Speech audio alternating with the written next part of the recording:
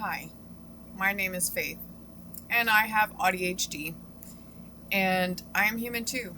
I have recently come into this awareness of my neurodivergency, but before I even realized that, I was already on a journey of deeply understanding myself, and understanding that I am neurodivergent was actually the last puzzle piece that I needed in order to feel whole and complete within myself. It doesn't mean that I still don't have challenges. It doesn't mean that I'm not dealing with things on a daily basis. It just means that I'm learning how to do things slower and dealing with it differently and trying to find what a good quality of life is for me. And I love sharing. I absolutely love sharing. And that's why I want to do this channel. But I really wanted to talk about the ability to be seen as a neurodivergent, because I think this is so important for a lot of us. So many of us want to be seen. We don't want to be seen through the lens of social expectations, social norms. We want to be seen for the fullness of who we are, how our brains and bodies work together, and how that creates not only our traits, but the things that we experience on a daily basis. And we want to be accepted, and everybody wants to be seen. Everybody wants to be accepted. I honestly think that's more of an aspect of humanity, but I think that that's really profound within the neurodivergent community, because a lot of us haven't been seen. And being somebody that feels like I hadn't been seen for my whole life, and then recently finding this community where I actually feel seen, I feel heard. There are people that I can relate to. I totally get them. They totally get me, has been a massively life-changing experience for me. And I think that personally, for me, I always wanted to be seen for the things that I couldn't understand about myself, because being neurodivergent and then being socialized and conditioned to act and function as somebody who is neurotypical was extremely damaging for me. And I felt like I constantly had to hide aspects of myself, my over explaining, the fact that I have meltdowns, that when I get too overwhelmed, I have to sit down and take crying breaks or take rest breaks, and I have to calm my body and I have to calm my mind. And I know that there are going to be people out there that are like, well, everybody has to deal with this. Okay, yes, to a certain extent, but neurodivergents deal with it on a daily basis. Whereas a neurotypical might be able to go months and months before they hit that stress limit. It might take me a week to hit that stress limit. And most of the times, my weekends are spent recouping from just my week of working and having to portray something that is not true to who I am. And even though I can do the best to be who I am in every circumstances, there are situations where that creates more problems for me. So whether I like to mask or not, there are situations in my life that I realize I'm going to have to mask through, and then learn to deal with the cost of that afterwards, and really make sure that I'm taking a lot of time and effort to do self-care. I've learned that I have to take breaks between the things that I want to do, and I have to wait until my body says, okay, I'm ready to do this now. And I don't think that's something that neurotypicals typically have to deal with. But the point is that not being seen has a detrimental effect on the psyche, and especially for neurodivergent people. This causes us a lot of burnout. There's a lot of exhaustion. There's a lot of just not being able to function in the way that we want to. And it's not that we don't want to do certain things, it's just very difficult for us to do those things. And it takes more time for us to maybe transition or get our minds in a place where they accept what's happening. And we have to figure out those routines and structures for our lives. Now, for me, I can say that the root source of me not feeling seen was the fact that when I did things that people thought were weird, or, if I was having sensory issues, I was called too sensitive, I've been called too deep, I've been called rebellious a lot in my life because I didn't want to do the things that people expected me to do, but it was really, I wasn't capable of doing them, and nobody noticed the signs. And I think also growing up in a very neurodivergent family where the heavy masking had become generational trauma that had been passed down meant that I didn't even get the opportunity to formulate a real personality for myself, or formulate thoughts, or figure out how I wanted to live life, because the social expectations that were placed on me at such a young age prevented me from formulating my own way of living, or even understanding myself in the way that I needed to, so that I could learn how to function in life in a way that worked for me. And this really made me feel like nobody ever saw my struggles or what I was going through. It felt like when I would tell people, they didn't hear me. I get really blunt about things. And I've noticed that a lot of neurotypical people take bluntness as an offense, and they get really defensive when I say things bluntly. But that's how my mind works. It's like, let's get to the fact of the matter and handle it that way, because I'm always thinking I want a creative solution. I feel like when I think about how neurotypicals communicate, it's kind of in a very ass backwards way, where they'll make a comment and it's indicating something else, which usually to me relates to what they need in that moment, but they're not saying it. Like, they might bitch about the dishes, but what it is that they're saying they're frustrated and that they need a break and that they need to do something else, or they need somebody to help support in that area, to be able to do that. I hope that makes sense. I'm trying to formulate this the best way that I can. But when you have those breakdowns in communications, like if somebody was bitching about the dishes, my first instinct is to say, what is it you're feeling right now? What is it that you're going through that's causing you to have this kind of emotional reaction to the dishes? Because it's not the dishes. That's a cover thing. It's not the dishes. There is something deeper going on below the surface that needs to be addressed, but it comes out through the dishes. And when I've approached people like this in this way in my life, it has gotten me very nasty results. I do not get good reactions, and the sad part is that I have really deep pattern recognition. And so I'm able, I've spent a lot of my life trying to understand how I feel and how other people feel, and understanding my needs and insecurities and the complex play of life that has occurred for me with the trauma, with the neurodivergency and all of this stuff. So now figuring out these patterns in myself has allowed me to see them in other people. But when I call people out directly about the underlying emotion that they're uncomfortable with, then all of a sudden it becomes a big blowout, and I feel like they take things personally that aren't personally, or the way that I state things is misunderstood. And there's only so much that I can do to correct that, because at some point, if the communication is not happening both ways, then it's not my fault. And this tends to lead neurodivergent people to feel like something is wrong with them. When you have issues communicating, you don't understand the social systems and structures. Your logic is different. The way that you communicate is different. There are these gaps between neurodivergent and neurotypical people. And it's really hard for us to try and make our brains function in that way to communicate with them. I have learned that I have to communicate the way that I have to communicate. And if I see that somebody is not understanding me or making effort to understand me, then that's not somebody that I need in my life. And it's better for me to let that go, because at the end of the day, that's going to cause me so much stress. And then I'm going to ruminate, and I'm going to worry about it. And I'm going to be worried about this person that I desperately care about. And then I'm going to start over empathizing. I'm going to start giving them more empathy than I'm giving myself in that moment, when I know that I've done everything possible to try and bridge that gap, but don't feel like I'm getting it back from the other side. And if that's the case, then okay, I need to move on. And it's situations like these that occur throughout a person's lifetime, especially if you are missed or you're misdiagnosed. For me, when I was born, autism and ADHD, well, autism wasn't really a thing yet.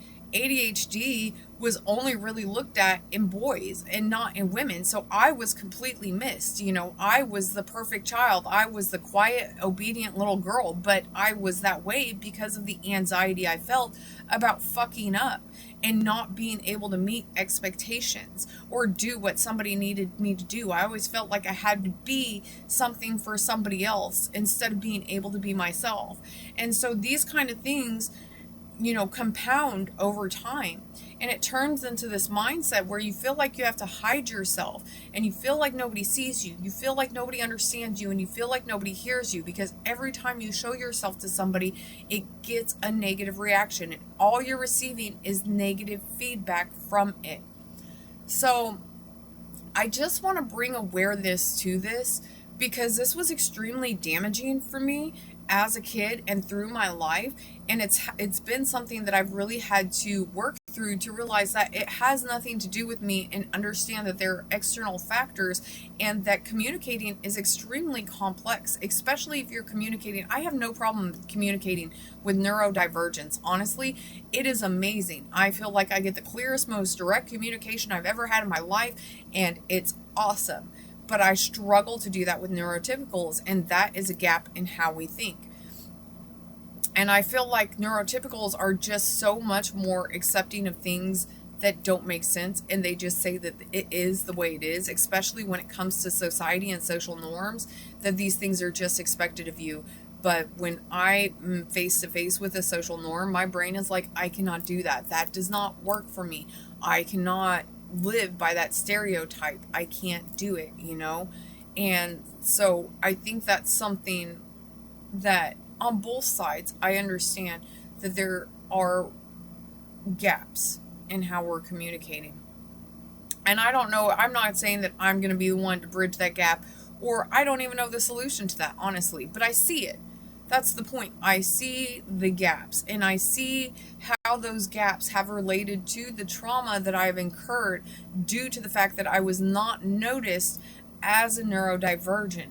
And because of that, I was treated and seen in a way that was not true to who I actually was, because nobody actually gave me the space to be myself and accepting of who I was. And I've had to learn to accept myself on my own, to find the confidence I need and do the things that I want to do in my life. And so I think that, you know, there's a reason that a lot of people feel that way. And for us as neurodivergents, it takes time to undo that social conditioning. And social conditioning through social norms and expectations and all of that gets extremely distorted with the way that our brains work. I have black and white thinking. I tend to take something to the extreme, and I have very literal thinking. So when I hear about certain rules that I'm supposed to live up to, it goes to the nth degree, to where I'm obsessing and ruminating about it, to the point that I'm trying to change an aspect of myself that is absolutely unchangeable. And I shouldn't have to do that in the first place. I should be able to feel like it's okay for me to display whatever I am as a human being without that becoming a problem for other people. But I for the first time in my life, finding this community, feel seen and heard, and I'm starting to understand so much more the past 5 years of my life that I've spent working on myself, healing, trying to get routines, trying to make sure that I can take care of myself. Self-care and self-love have been my focus. And to me, self-care are the physical demands and needs of my body and my brain. Self-love is understanding and accepting myself and giving myself the respect and the time and the space that I deserve. It's honoring my own needs, my own wants. It's okay for me to like certain things and dislike other things if they aren't what the collective society is doing. And that's been a really hard lesson for me. But I think now finding people that I relate to has made a big difference for me.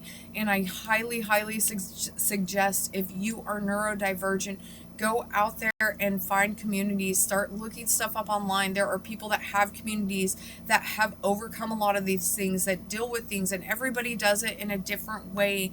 And go and listen to them and see what you can do to find the people that actually relate to you. Because my issue was, I mean, a lot of it was that I thought I was neurotypical. So I was trying to relate to neurotypical people, and it wasn't working, and it was only increasing and compounding the issues that I already had from my 38 years of life of dealing with that. And so it's so important that we find the right places. Now, I don't get paid for this, but I'm going to, I really want to support this community. So neurospicy.net is made by Soul, and it's a place, and he's on YouTube too, Soul Smith. And the work that he's doing is absolutely amazing for the neurodivergent community. I'm not going to talk about the online community because it is a safe place. It is a private place for neurodivergents to go and meet other neurodivergents, to share, to over-explain, and be totally accepted for everything that you are. And I have found this community, and I think it is so wonderful. So if that's something that you were interested in, then please go check it out. He allows for a 7-day free trial period before you have to pay for it. It's only $30 a month, and to me, that's not that big of a deal considering the wealth and abundance of not only knowledge, wisdom, but relation and personal growth that I've gotten out of this.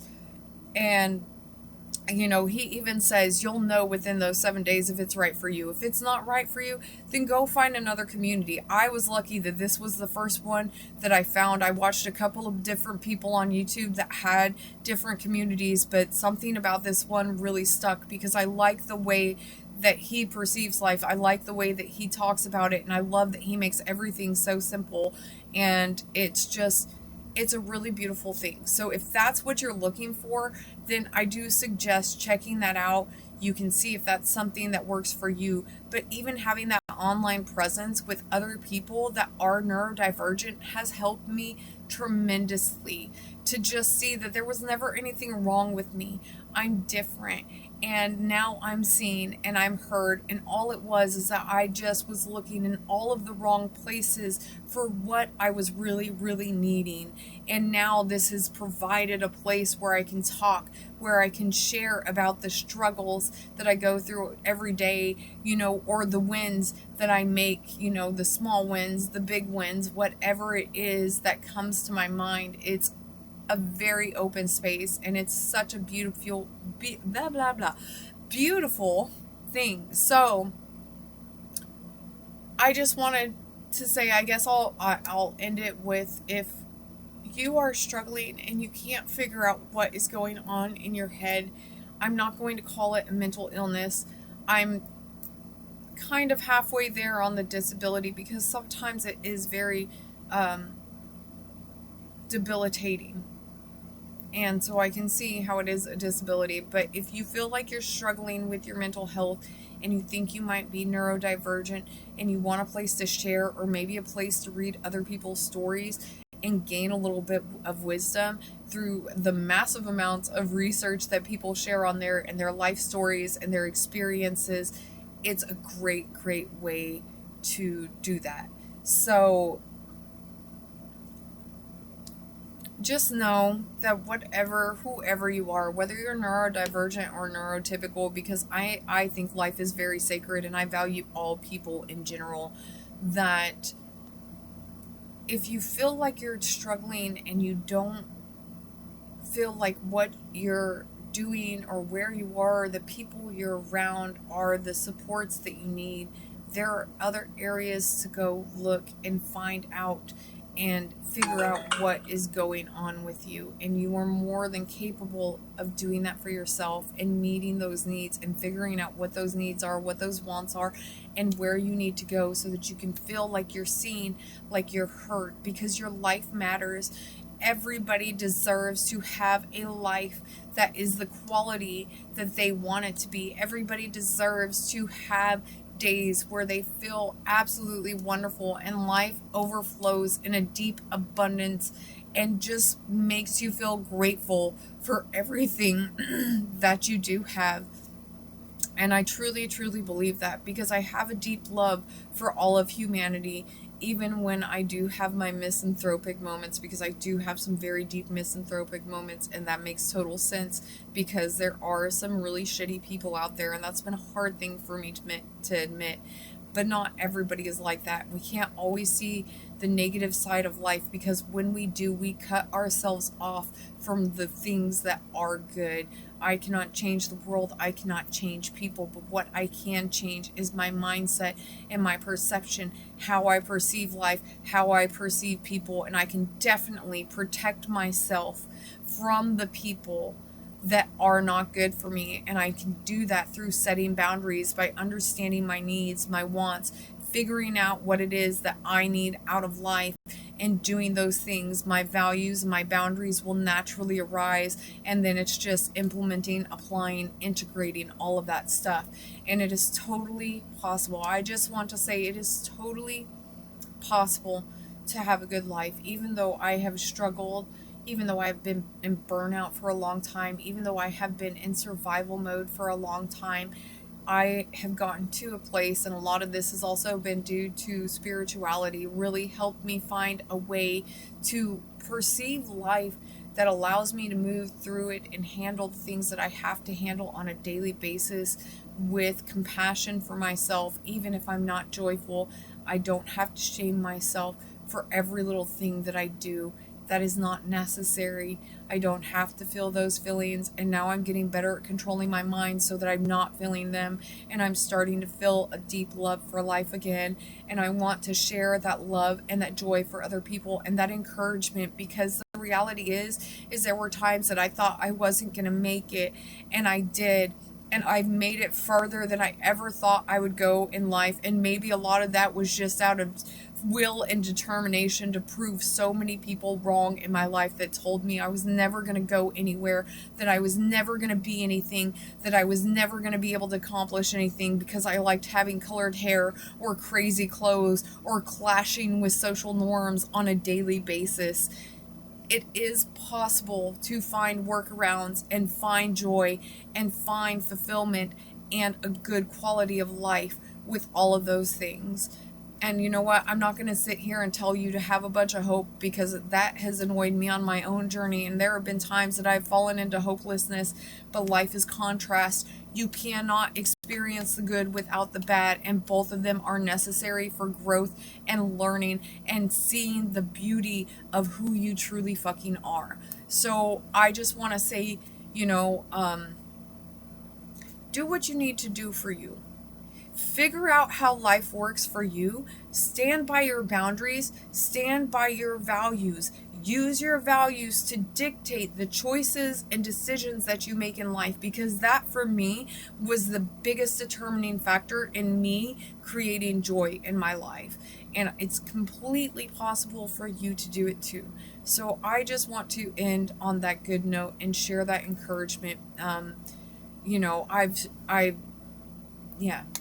what? I'm going to stop there because I'm going to keep ranting. But yes. I don't want to say keep going, because I hate that. That doesn't work for neurodivergence. How about slow down, take a deep breath. Remember, you're more capable than you're probably thinking you are in this moment. And I know your thoughts, your emotions, they may not correlate to that, but know that you are. And you're going to find a way to work with life that works for you. And that, you doing that and owning that and embracing that to the best of your ability, is what makes you so amazing and beautiful. So yes, slow down. Take a deep breath today. Everything will come to fruition in the time it needs to. Trust the process.